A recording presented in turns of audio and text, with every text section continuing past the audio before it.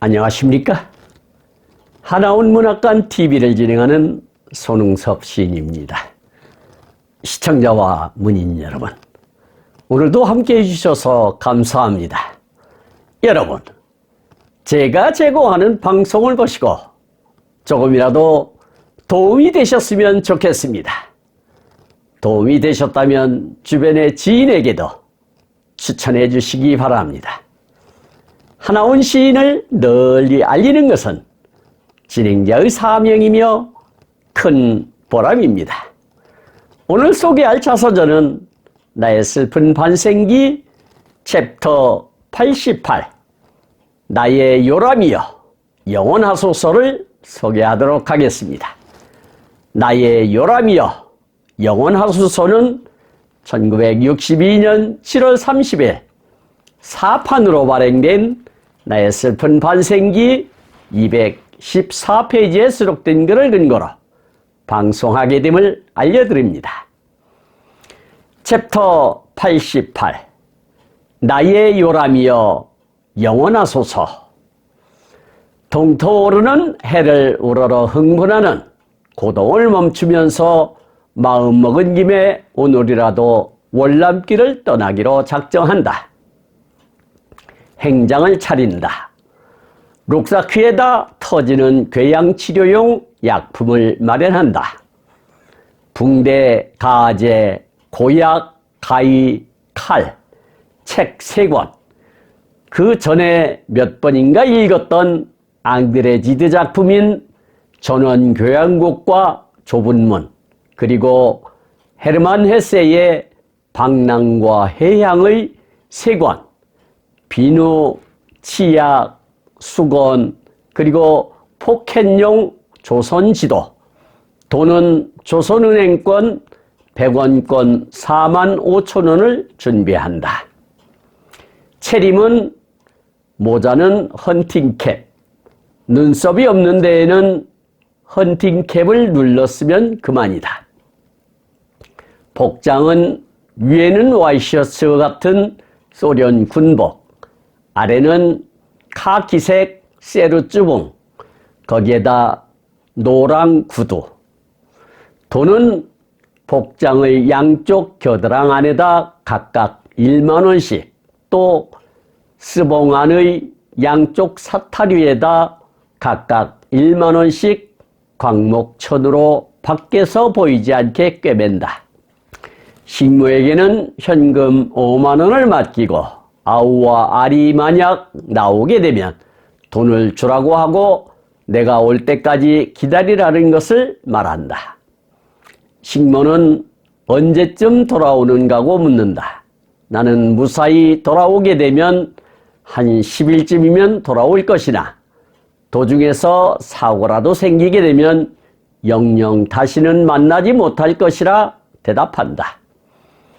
늙은 시집안 식모는 눈물을 그렁그렁 하면서 금시 통곡이라도 할 것 같이 슬픈 표정이었다.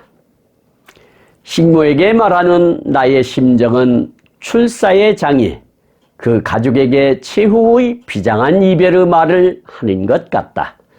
나도 모르는 사이에 눈물이 한 줄기 주르륵 한다 라고 챕터 88을 기록하고 있습니다. 시청하시면서 혹 이해가지 않는 문장이 있었나요? 아니면 어려운 단어가 있었나요? 조금 더 깊이 있게 살펴보도록 하겠습니다.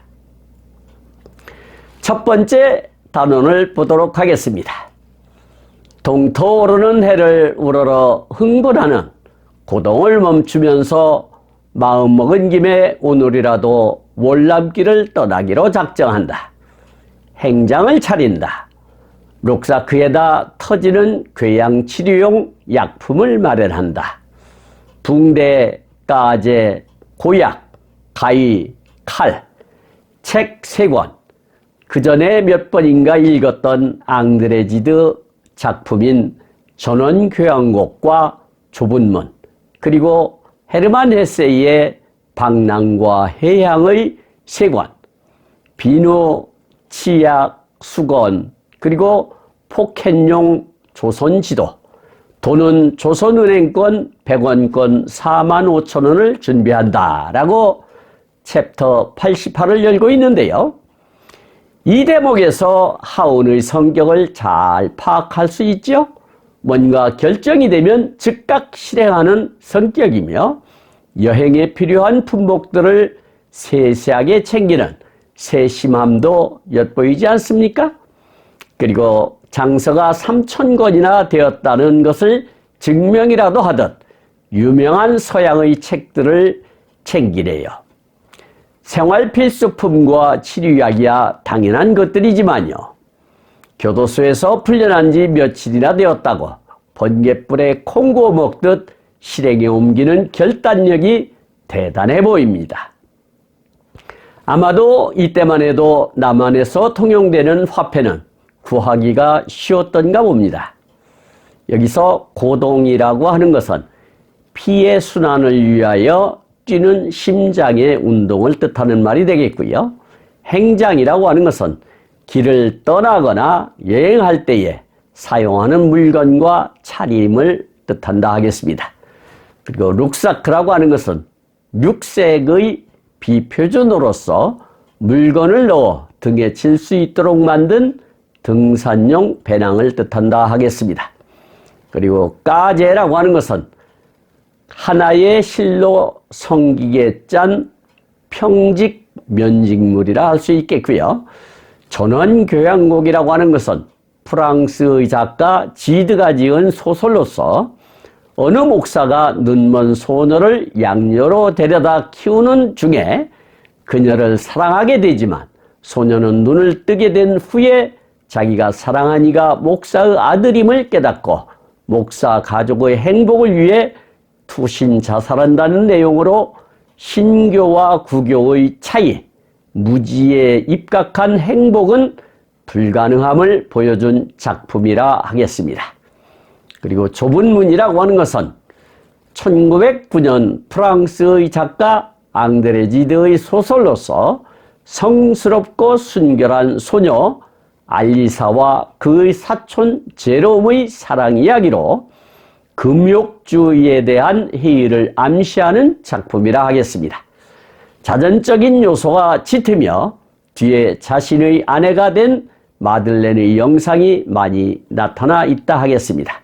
가장 적게 말하면서 가장 많은 것을 표현하는 기술인 고전적인 완서법을 써서 감정의 은밀한 움직임을 간결하고 꾸밈없이 표현했다 하겠습니다. 그리고 방랑과 해향이라는 작품은 데미안으로 유명한 헤르만 헤세는 1877년 7월 2일 남부 독일 브류텐베르크 칼프에서 태어났으며 1962년 8월 9일 사망하였는데 그의 작품이다 하겠습니다. 다음 단원을 보도록 하겠습니다. 체림은 모자는 헌팅캡, 눈썹이 없는 데에는 헌팅캡을 눌렀으면 그만이다. 복장은 위에는 와이셔츠 같은 소련 군복, 아래는 카키색 세르주봉, 거기에다 노란 구두, 돈은 복장의 양쪽 겨드랑 안에다 각각 1만원씩 또 주봉 안의 양쪽 사타리에다 각각 1만원씩 광목천으로 밖에서 보이지 않게 꿰맨다라고 기록하고 있는데요. 이 대목에서도 세심함을 엿볼 수 있지요. 여행에서 돈보다 더 중요한 것은 생명밖에는 없기에 철저하게 위장술을 써서 관리를 했네요. 양 겨드랑이와 사타구니로 3등분하여 분산했으니 얼마나 철저한가요? 차림새에서도 꼼꼼하게 배려를 했지요. 나 환자는 눈썹이 없기 때문에 그것을 커버하기 위한 헌팅캡을 이용했고 겉옷은 지금 세대에도 어울릴 듯한 구제옷으로 준비를 했네요.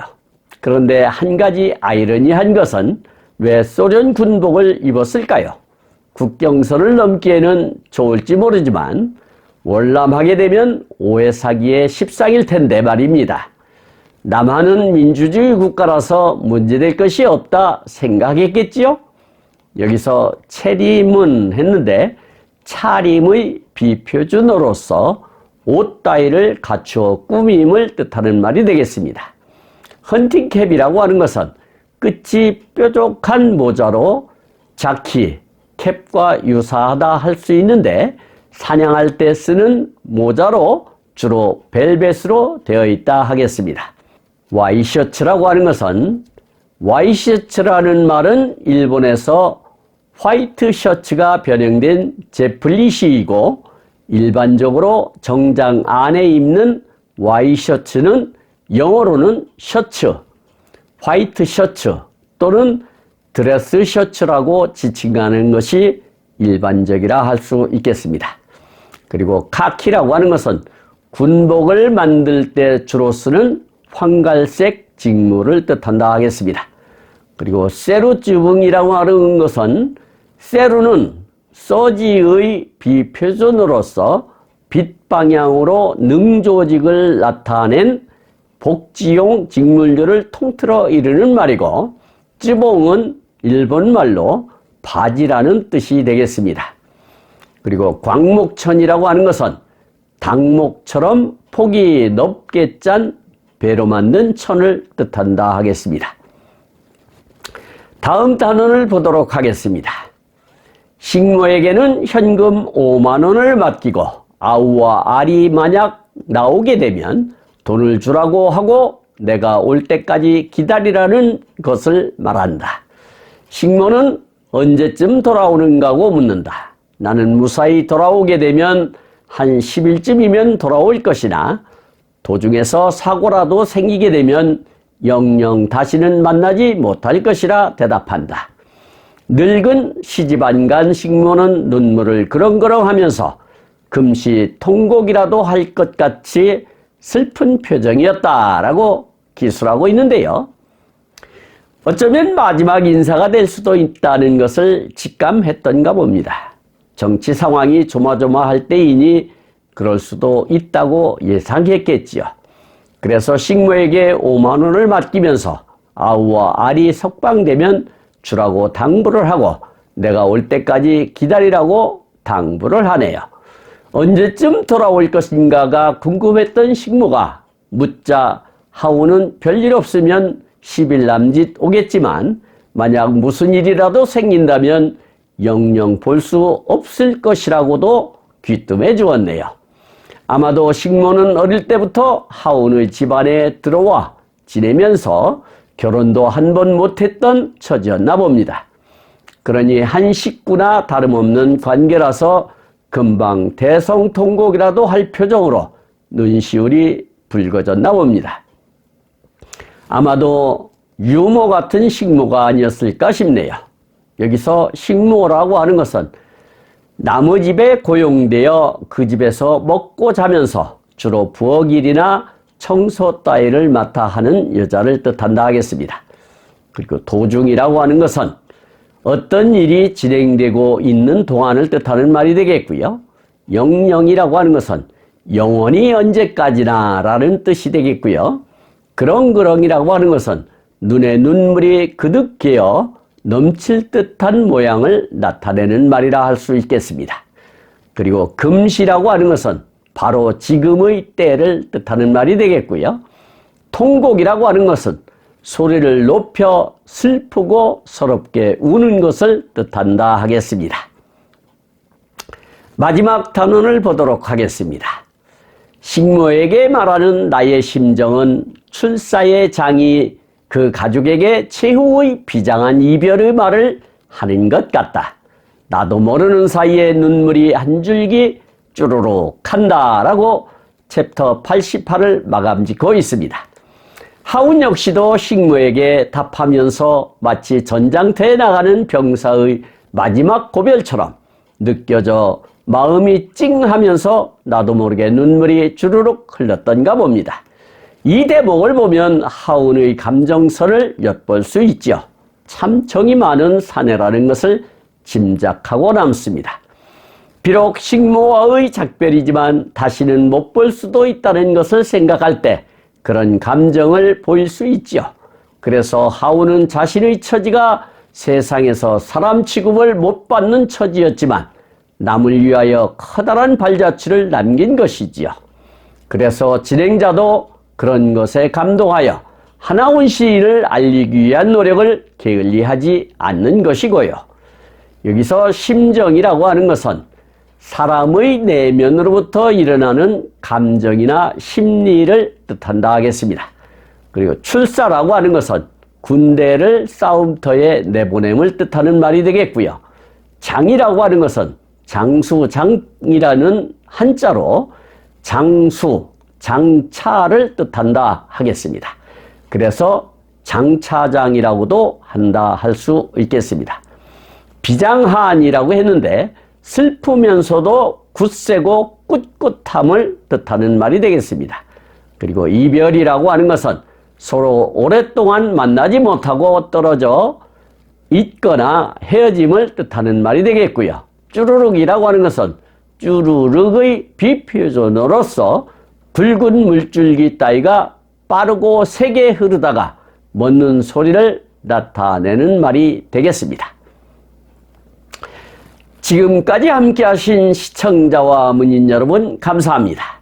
제가 하나온 문학관 TV를 방송하는 이유는 고난과 역경을 딛고 문학의 꽃을 피우신 하나온 시인을 널리 알리기 위해서입니다. 여러분의 주변이나 하나온 시인에 관심 있으신 분께서는 인터넷 포털 다음의 카페에서 하나온 문학관을 검색하여 가입하시면 고 하나온 시인에 대한 다양한 자료를 접할 수 있으며 많은 시인과 문학활동을 함께 할 수 있습니다. 그리고 유튜브에서 하나온 문학관 TV를 검색하시면 하나온 시인의 진면목을 발견하실 수 있습니다. 다음 제281화는 하나온 시인의 자서전 나의 슬픈 발생기 챕터 89 남행열차 내의 삼엄한 검색을 소개하도록 하겠습니다. 그리고 광고 말씀드리겠습니다. 하나온 문학관에서는 화면의 사진과 같이 문인의 등용문인 제호 파랑새라는 문학지를 6월 20일경과 12월 20일경 두 차례 발간하고 있습니다. 파랑새 제10집은 문우님의 적극적인 참여로 원고를 마감짓고 금년 12월 20일경 출간될 예정입니다. 협조해 주신 문우님께 깊이 감사드립니다. 더욱더 알찬 내용으로 찾아뵙겠습니다. 감사합니다. 진행의 손흥섭이었습니다.